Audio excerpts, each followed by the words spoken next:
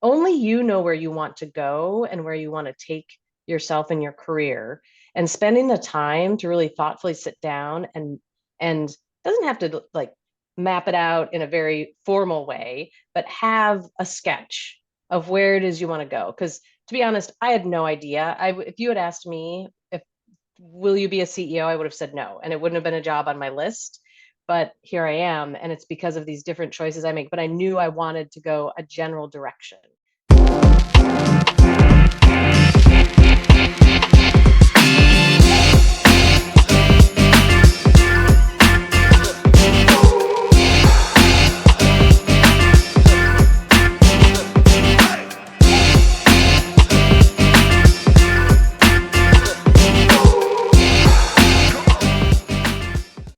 Hello, everyone. I am Melissa Forziat of Take the Doughnut, here to help you get inspiration and get donuts.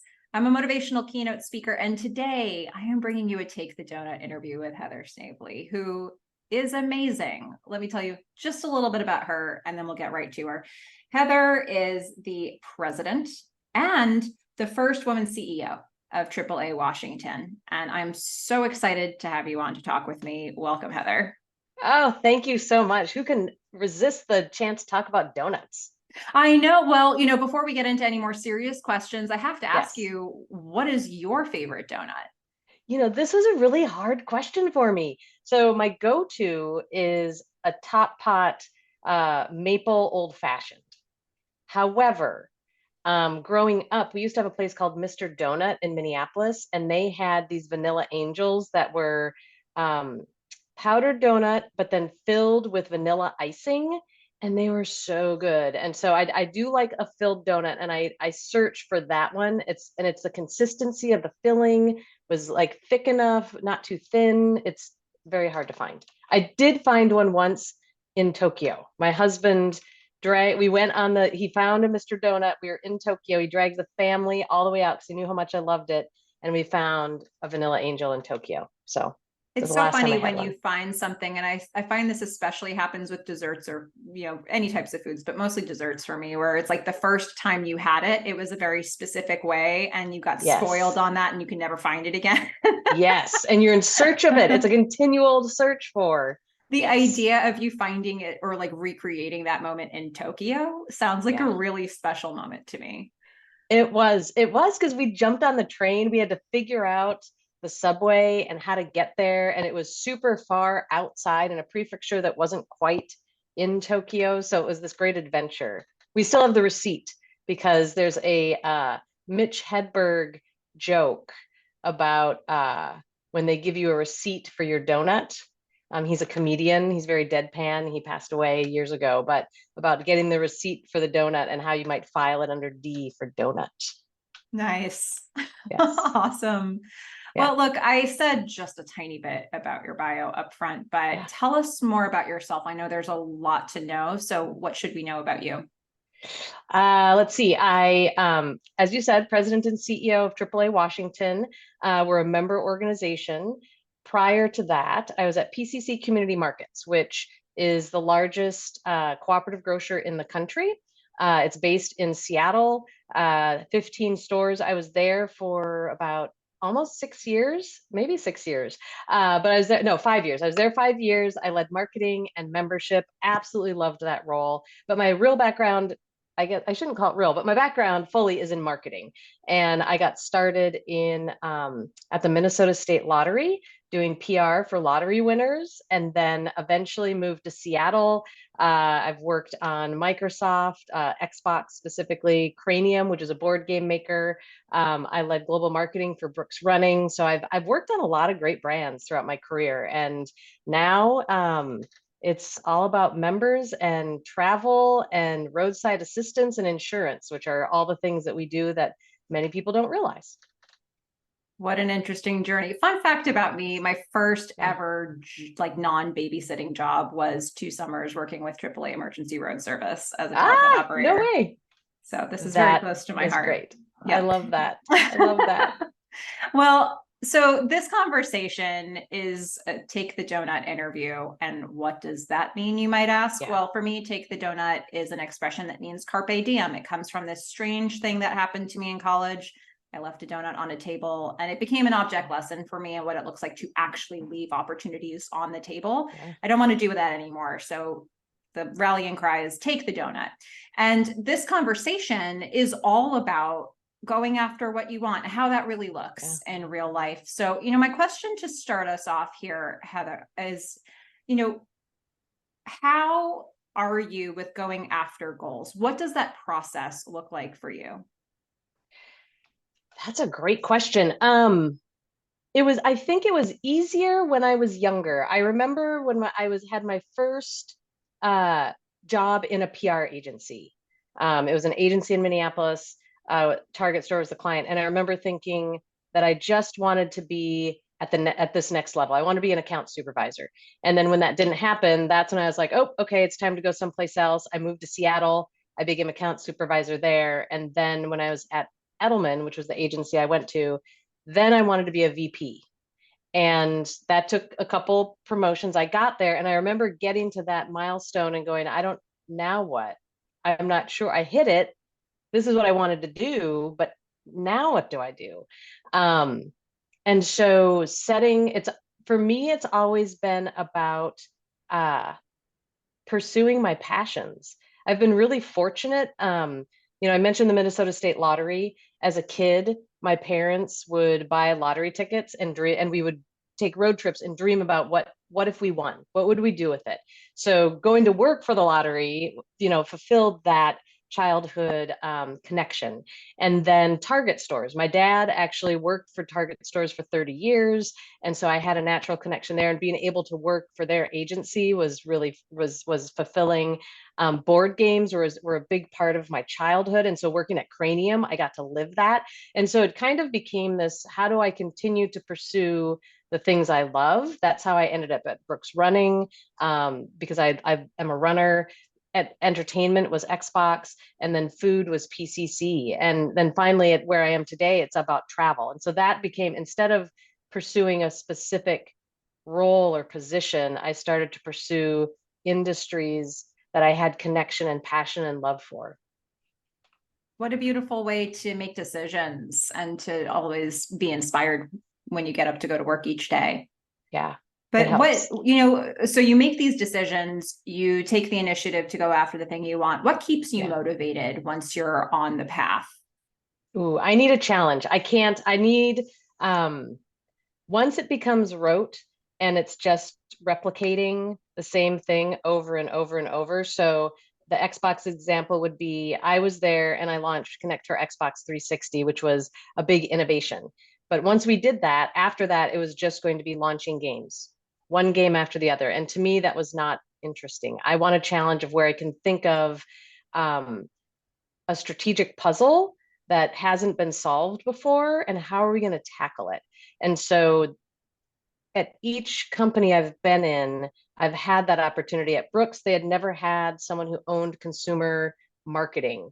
And so I got to do that. And then I got to create the global marketing function there.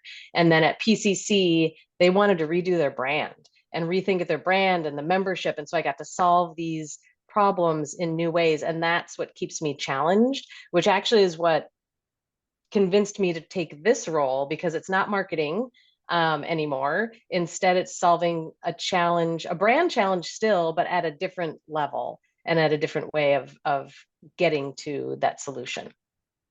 So interesting. And the word challenge came up a lot there. So I'm curious for you if there are any particular types of challenges that continue to come up for you with almost anything that you go after. Is there a specific kind of challenge that you seem to encounter every time?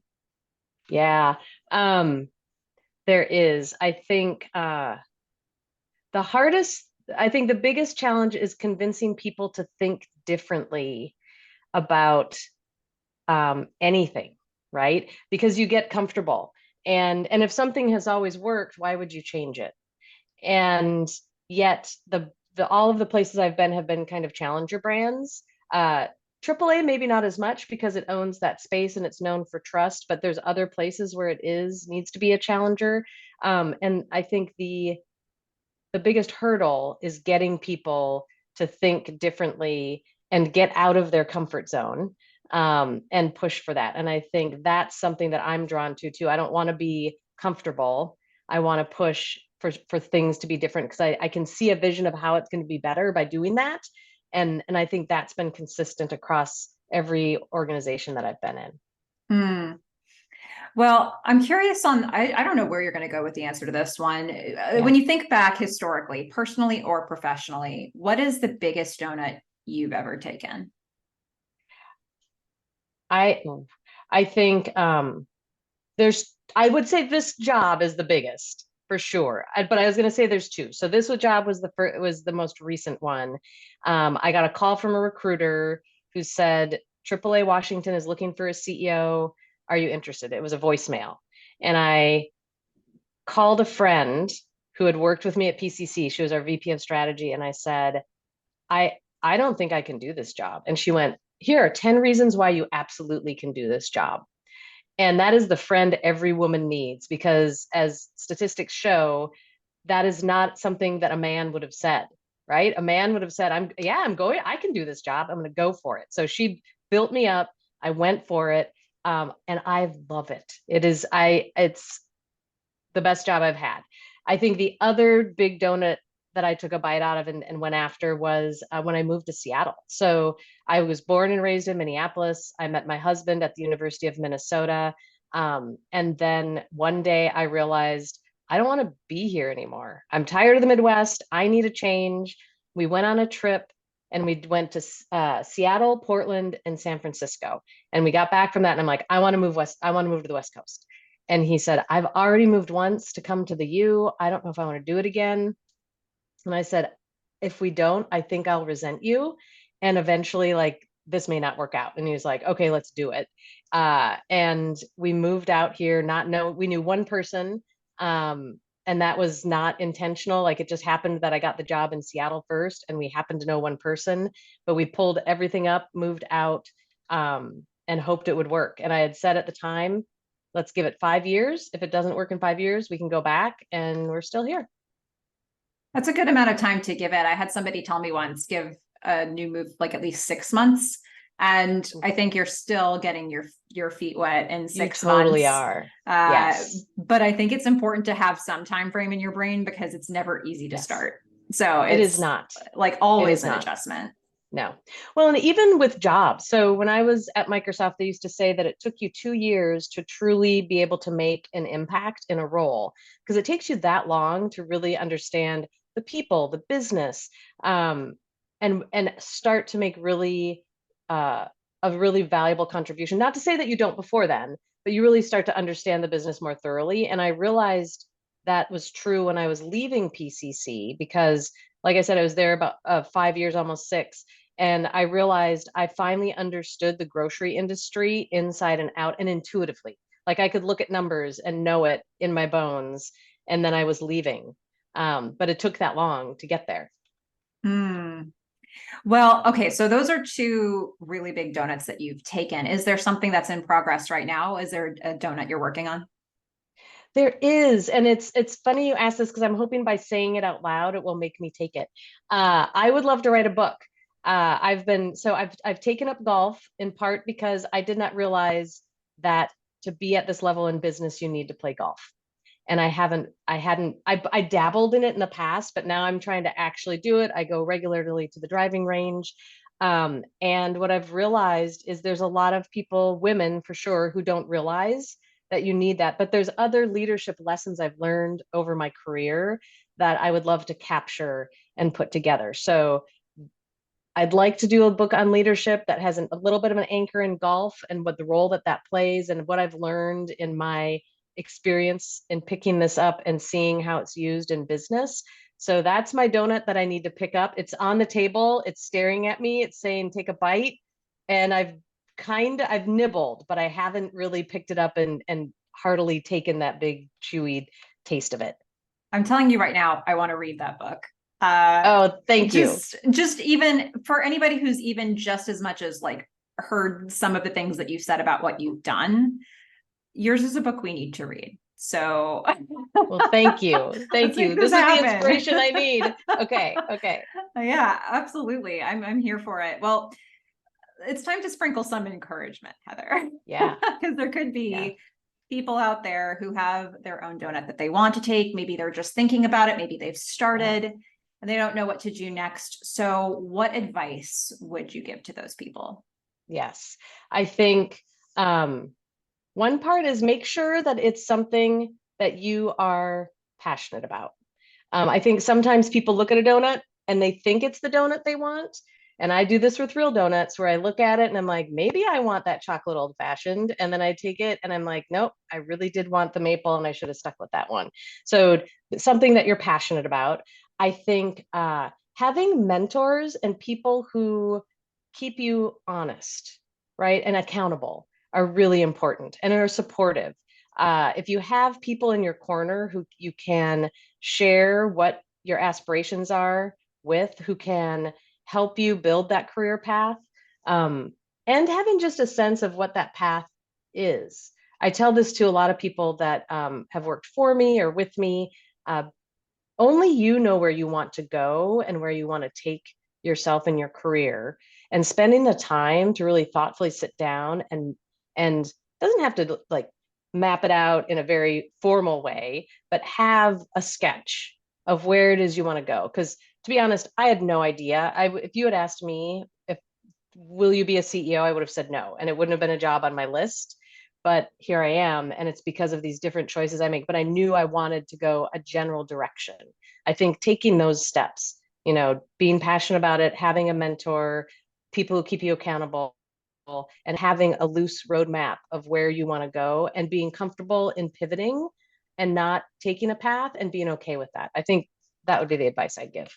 All great advice for people who are thinking about going after something. Well, where can we find you or AAA Washington for that matter, if we want to know more about what you're working on? Yes. AAA Washington is just AAA.com. And if you're in the Washington area, it'll take you right to that. Me personally, LinkedIn is the best place to find me. I'm pretty active there, and I like being engaged with others too. Awesome. Well, everybody be sure to check out those resources. Go find Heather on LinkedIn. And if you liked this video, be sure to like and subscribe, because we have other really inspiring interviews coming up in this Take the Doughnut series. But in the meantime, Heather, thank you so much for joining me, for having this conversation, and for giving all of us some insight. Absolutely. Thank you for the opportunity. I really enjoyed it. Loved to have you. Okay, everybody, you know what to do. Get inspiration, get donuts. Bye.